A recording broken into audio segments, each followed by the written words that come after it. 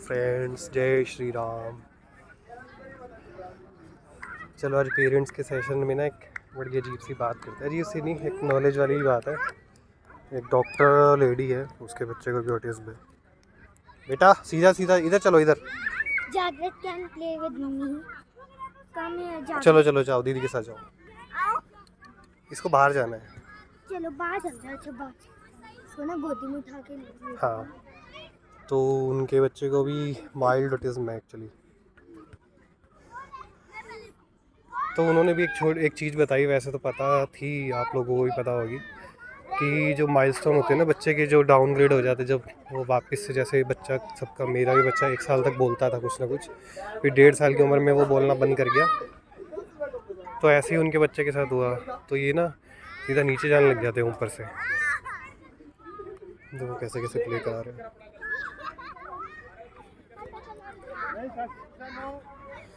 तो ये बात फैक्ट है कि 1.5 साल के बाद, मतलब ये मुझे नहीं पता था कि 1.5 साल का कोई एक एज होती होगी 1.5 साल में जिसमें ऐसा होता होगा एक्चुअली। नीचे जाने लग जाते होंगे आपके लेवल जो क्रॉस करते हो, वो नीचे जाने लग जाते होंगे।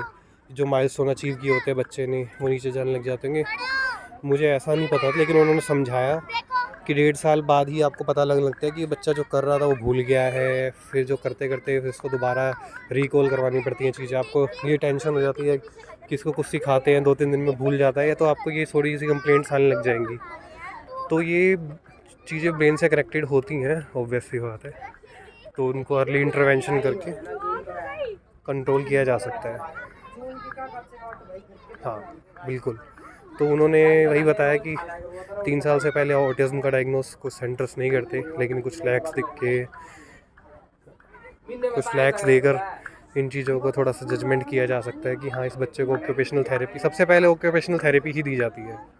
स्पीच भी बाद में दी जाती है। जब कोई स्टेबिलिटी बनेगी तभी स्पीच हो पाएगी। बैठाना सिखाएंगे पहले, फिर उसके बाद ही चीज़ें हो पाएंगी। तो वही चीज़ है कि 1.5 साल के बाद बच्चे के अंदर थोड़ा सा ये होता है कि बच्चा बोलना बंद कर देता है, कुछ समझना बताना बंद कर देता है। जो आपने सिखाया होता तो आपको लगता है कि भूल गया।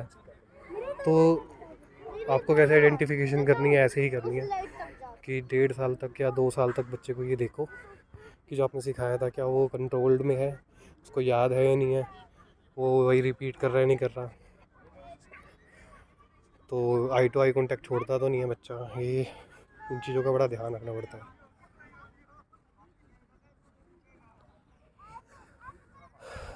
तो ये चीज़ उन्होंने मुझे बताई कि 1.5 साल के बाद उनकी भी गुड़िया में यही हुआ था चेंजेस, और मेरे भी लड़के में यही चेंजेस आए थे कि वो जो चीज़ें उसको हमने पता थी वो पापा ही बोलता था 1.5 साल तक, तो उसने वो बोलना बंद कर दिया था।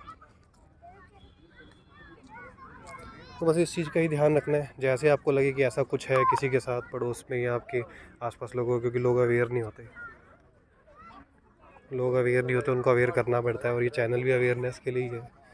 ये हर तरह के बच्चों के लिए ओहो लाइट चलेगी।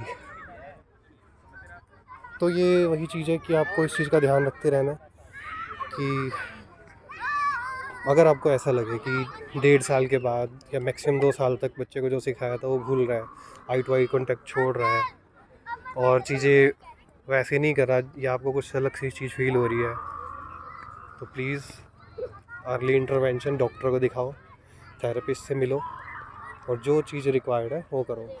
कुछ फ्लैग्स के अकॉर्डिंग, कुछ आइडेंटिफिकेशन के अकॉर्डिंग बच्चे को हम थेरेपी स्टार्ट करा सकते हैं। 3 इयर्स के बाद असेसमेंट करवा के प्रॉपर डायग्नोस हो जाती है, लेकिन 1.5-2 साल में ही इस चीज़ का आपको ध्यान रखना है। तो ये चीज़ उन्होंने मुझे बताई, ये चीज़ आप ध्यान रखो। पेरेंट्स को इस चीज़ का पता होना बड़ा ज़रूरी है। ठीक है, तो आज के सेशन में यही, मौज करो। और अब तो बहुत पॉजिटिव हो गया मैं चीज़ों को लेकर, आप भी हो जाओ। चलो, जय श्री राम।